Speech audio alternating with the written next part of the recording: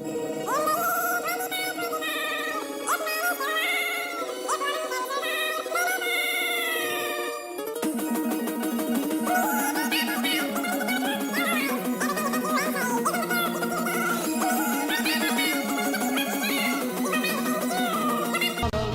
guys, how's it going? So science fiction is defined as a means of understanding the world through speculation and storytelling. Science fiction has a history that goes back to an era when the dividing line separating the mythological from the historical tends to become somewhat blurred.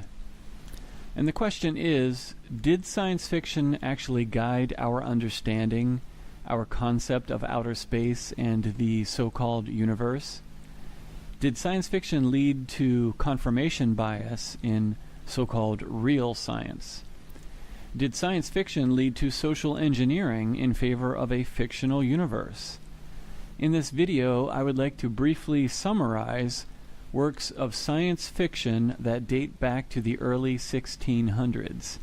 Yes, the early 1600s. Now, science fiction exploded in the 1900s when there was an insane amount of novels, short stories, comics, movies, radio broadcasts, all describing fantastic space travel and the universe. In this video, I would like to simply focus on science fiction prior to the 1900s. And again, the question to keep in mind is, did science fiction brand outer space? Is our understanding of the universe based on real facts, investigations, and observations, or is it simply programmed from science fiction? So, first up we have The Man in the Moon, a book by the English Divine and Church of England bishop, Mr. Francis Godwin, and it is generally thought to have been written in the late 1620s and published in 1638. The work is notable for its role in what was called the New Astronomy, the branch of astronomy influenced especially by Nicolaus Copernicus. And although Copernicus is the only astronomer mentioned by name, the book also draws on the theories of Kepler and Gilbert. So it's interesting right there that one of the first science fiction novels was written by someone high up in the Church of England, and it also pushed the branch of science called New Astronomy by Copernicus, Kepler, and others. So right away it's interesting. So in this story, he uses his flying machine powered by birds to fly higher and higher toward the moon, which they reach after a journey of 12 days. There, Gonzalez encounters the Lunars, a tall Christian people inhabiting what appears to be a utopian paradise. And after 6 months of living among them, Gonzalez becomes homesick and concerned for the condition of his birds, so he sets off to return to Earth. And shortly after that, we have Johann Kepler's book called Somnium. This was written in 1634. Now, Somnium presents a detailed, imaginative description of how the Earth might look when viewed from the moon, and it is considered the first serious scientific treatise on lunar astronomy. So again, that's interesting. It's a work of fiction, but it's considered the first serious scientific treatise on lunar astronomy. Wow. Now, the story begins with a dream by Kepler in which he is reading a book about Durakatus, an Icelandic boy who is 14 years old. The boy and his mother are both familiar with astronomy, although his mother learned what she knows from demons. And the book describes demons helping humans travel around the world and even to the moon, in great detail as well. It talks about how demons are overpowered by the sun and that they dwell in the shadows of the earth. And the demons can rush to Earth during a solar eclipse, otherwise they remain hidden in shadows. And the book describes scientific details such as how eclipses would look from the moon, the size of the planets varying in size due to the moon's distance from the Earth, and an idea about the size of the moon and other details of the celestial bodies. And then eventually Kepler wakes up from the dream because of a storm outside, and he realizes that his head is covered and he is wrapped in blankets just like the characters in his story. So, very interesting work of fiction. Next up we have Margaret Cavendish's The Blazing World, written in 1666. Blazing World is a fanciful depiction of a satirical utopian kingdom in another world with different stars in the sky that can be reached via the North Pole. It is the only known work of utopian fiction by a woman in the 17th century. And then after that, or actually it was written a few years before, but we have the science fiction works by Cyrano de Bergerac, and these are the comical history of the states and empires of the moon and the states and empires of the sun. Arthur C. Clarke credited this book with being the first example of a rocket-powered spaceflight, and for inventing the ramjet. I don't know how it invented the ramjet, but this novel these three stories from the mid-1600s, according to Arthur C. Clarke, were responsible for describing rocket-powered spaceflight and inventing the ramjet. So, anyways, in Part 1, an attempt to reach the moon to prove there is a civilization that views Earth as its moon leads the narrator to soar from Paris into the sky by strapping bottles of dew to his person, but he fails and lands back on Earth. Believing to have traveled straight up and down, he is confused by local soldiers who tell him he is in France. They escort him to the provincial governor, who informs him that it is in fact New France. The narrator explains to the governor that all matter is formed inside and expelled from stars, and that once the sun has run out of fuel, it will consume the planets and restart the cycle. The narrator tries again to construct a way of reaching the moon, this time through a flying machine that he launches off a cliff's edge. Though the craft crashes, local soldiers attach rockets to it, hoping that it will fly to celebrate the feast day of St. John the Baptist. Now, dismayed at this use of his machine, the narrator attempts to deconstruct it while the fuse is lit, but the machine takes off and sends him into space. He meets inhabitants who have 4 legs, musical voices, and amazing weapons that cook game for a meal while it's being shot. Wow, that's interesting. As well as the ghost of Socrates and Domingo Gonzalez of Francis Godwin's The Man in the Moon. Let's see how they connect these fictional stories together. His discussions with Gonzalez include how useless of a concept God is, that humans cannot achieve immortality, and that they do not have souls. After these discussions, the narrator returns to Earth. In Part 2, a new machine that focuses solar energy through mirrors to generate bursts of air sends the narrator to the sun. Those living on a sunspot teach him about the solar system by relating it to how atoms move. Upon the surface of the sun, he is tried for all the crimes humanity has committed by birds, but one who knows him sets him free. The narrator then discusses with Tommaso Campanella how sex would work in Utopia. So, well, that's kind of a whacked out story there, but there it is. 1600s. Moving along, we have Voltaire's Micromegas. And Micromegas is a 1752 short story. And the tale recounts the visit to Earth of a being from a planet circling the star Sirius, and of his companion from the planet Saturn. In the story, Micromegas gets banished and takes this as an incentive to travel around the universe in a quest to develop his intellect and his spirit. And eventually they arrive on Earth and circumnavigate it in 36 hours.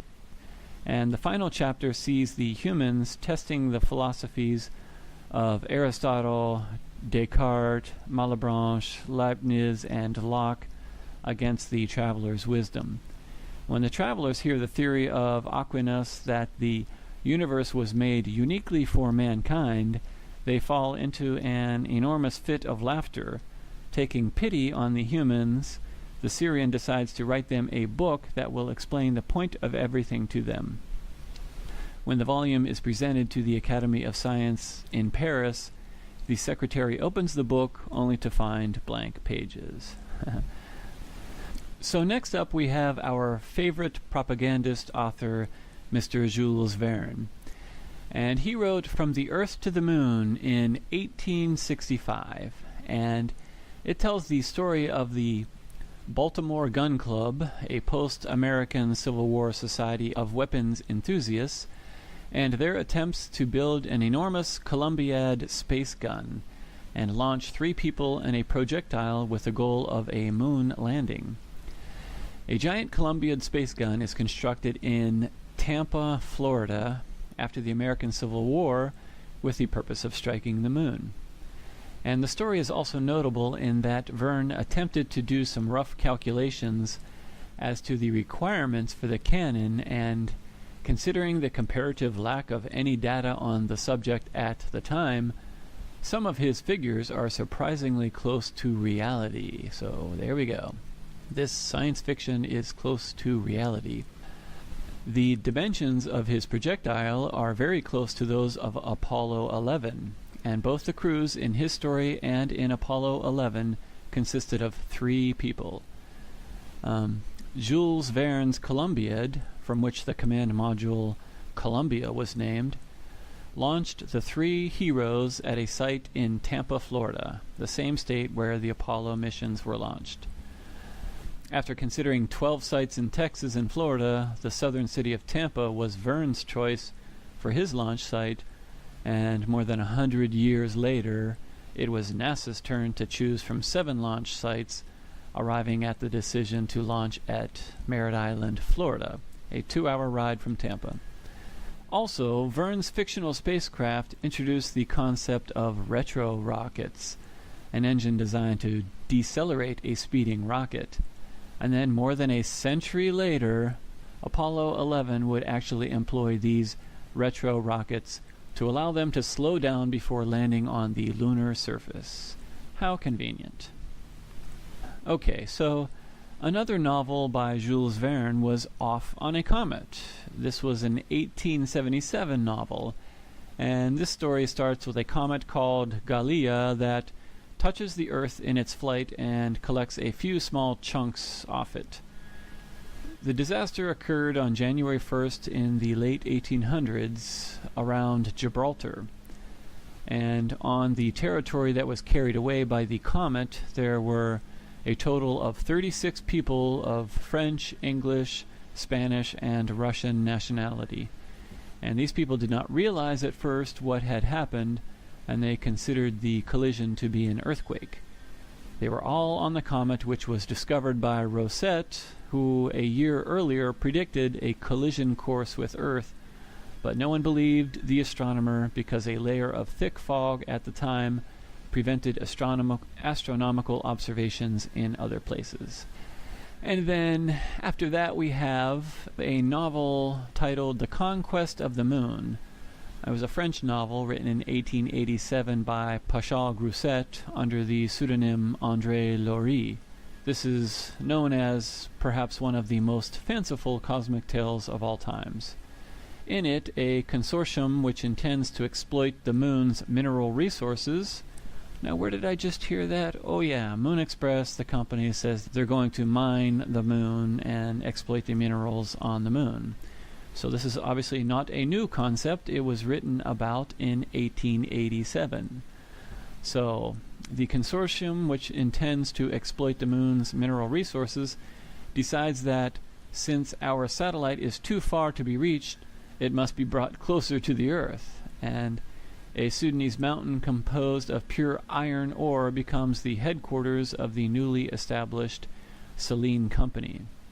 Solar reflectors are used to provide the energy required to convert the mountain into a huge electromagnet with miles of cables wrapped around it. A spaceship observatory is then built on the top of the mountain, and when the experiment begins, the mountain is ripped away from the Earth and catapulted to the moon. There, the protagonists have various adventures and eventually return to Earth by re-energizing the mountain. Oh, that story sounds pretty good.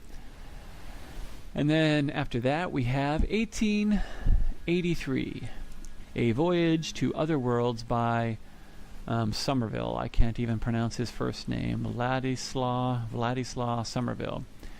Now, this is a Victorian novel which was previously thought to be the first published work to apply the word Martian as a noun. After the protagonist, Illyriel, lands on Mars, he buries his spacecraft in snow so that it might not be disturbed by any Martian who might come across it. The book details the creation and use of apergy, a form of anti-gravitational energy, and details a flight to Mars in 1830. So this book, published in 1883, details anti-gravity spaceflight to Mars. And in addition to that, we have Edison's Conquest of Mars, a 1898 science fiction novel by American astronomer and science fiction writer Garrett Serviss. I wonder if it's a requirement to be an astronomer. You also have to invent science fiction. So in this novel, the Martians are more humanoid with arms, legs, and an enormous head with projector-like eyes. The residents of Ceres are at war with the Martians. When Edison's men land on the moon, they discover that the moon was, at one point, capable of supporting life. Only a giant footprint is seen, leaving the reader and the characters wondering what was once there. And then after that we have Journey to Mars, the Wonderful World. Its beauty and splendor, its mighty races and kingdoms, its final doom. A science fiction novel written in 1894 by Gustavus Pope. Lieutenant Frederick Hamilton, U.S. Navy, on a voyage to Antarctica, has his ship wrecked, and he and Maori, a sailor, are cast onto a barren island. Though near the end of his endurance, Hamilton rescues a strange-looking man before he loses consciousness. He awakens 3 weeks later aboard a spaceship traveling to Mars. So that's a nice, fantastic story there in 1894. And after that we have Journey to Venus, the Primeval World, its wonderful creations and gigantic monsters. This is an 1895 science fiction novel written by Gustavus Pope, and in the novel they travel to Venus on a Martian Ethervolt spacecraft. Modern critics have noted the book largely for its depiction of giant dinosaur-like beasts, and Pope's pair of novels on Mars and Venus were precursors of popular planetary adventure novels of the 20th century by Edgar Rice Burroughs and other writers. So they just keep building upon each other's scientific works. Next we have A Journey in Other Worlds, a romantic of the future, a science fiction novel by John Jacob Astor IV, published in 1894.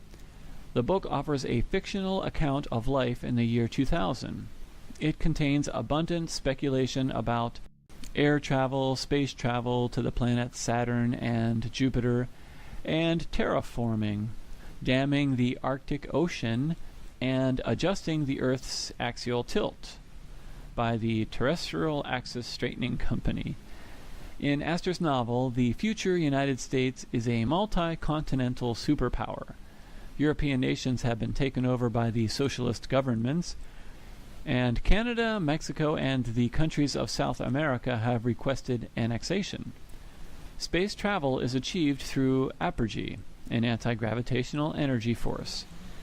Jupiter proves to be a jungle world with flesh-eating plants, vampire bats, giant snakes and mastodons, and flying lizards. The Americans discover a wealth of exploitable resources, iron, silver, gold, lead, copper, coal, and oil. Saturn, in contrast, is an ancient world of silent spirits. The spirit beings provide the explorers with foresight of their own deaths. Out beyond Neptune, the voyagers discover the icy world of Cassandra, home to the souls of unworthy earthlings. And then after that we have Omega, the Last Days of the World. And it is a science fiction novel published in 1894 by Camille Flammarion, or Camille Flammarion. Camille Flammarion is a French astronomer, again, from the 1800s mainly, who called the study of the heavens the science which concerns us most. His compelling and highly illustrated Introduction to Astronomy had sold over 100,000 French copies before this English translation appeared in 1894. So that's amazing. This French astronomer, who again is also a science fiction writer, had a very detailed and illustrated book selling over 100,000 copies in French before the English translation even appeared. So right there, they're starting to put pictures in your mind about space and space travel. Camille Flammarion was the brother of Ernest Flammarion, founder of the group Flammarion Publishing House. And this image that we all know is the Flammarion engraving, which first appeared in 1888, the 1888 edition of L'Atmosphère. In 1907, he wrote that he believed that dwellers on Mars had tried to communicate with the Earth in the past. Well, this guy's just crazy. But he's an astronomer, and we believe everything that he says. He also believed in 1907 that a seven-tailed comet was heading toward Earth. In 1910, for the appearance of Halley's Comet, he believed the gas from the comet's tail would impregnate the Earth's atmosphere and possibly snuff out all life on the planet. Whoa, this guy is out there like Pluto. As a young man, Flammarion was exposed to two significant social movements in the Western world. The thoughts and ideas of Darwin and Lamarck, and the rising popularity of Spiritism, with spiritualist churches and organizations appearing all over Europe. He has been described as an astronomer, mystic, and storyteller who was obsessed by life after death and on other worlds, and who seemed to see no distinction between the two. So these guys are crazy religious fundamentalists. These science fiction writers, these astronomers, they are total cult fundamentalists in my opinion. So next up we have To Venus in 5 Seconds, an account of the strange disappearance of Thomas Plummer Pillmaker, which is a science fiction satire written by Fred Jane. Published in 1897, the novel pokes fun at several of the main subgenres of speculative fiction that had become popular in the final years of the 19th century. So I really need to read this novel since it's making fun of all the other science fiction novels. So that's interesting, and I'm definitely going to have to read that one. After that we have Two Planets, a German novel written by science fiction author Kurt Laswitz, and it is about a group of Arctic explorers who were seeking the North Pole when they find a Martian base there. The Martians can only operate in a polar region, not because of climatic requirements, but because their spacecraft cannot withstand the rotation of the Earth at other latitudes. So that's cool. At least the book allows you to understand that the Earth is spinning, and at the equator it's going, over 1,000 miles per hour, and then obviously not as fast at the poles. And then finally, because I know this video is getting long and boring, we have the War of the Worlds by H.G. Wells, 1898, which describes an invasion of late Victorian England by Martians using tripod fighting machines equipped with advanced weaponry. It is a seminal depiction of an alien invasion of Earth. So there you have it, a little introduction into the world of science fiction prior to the 1900s. So let me know what you think. Do you think science was driving fiction, or was fiction driving science? Thanks so much for listening. Take care. Adios. No.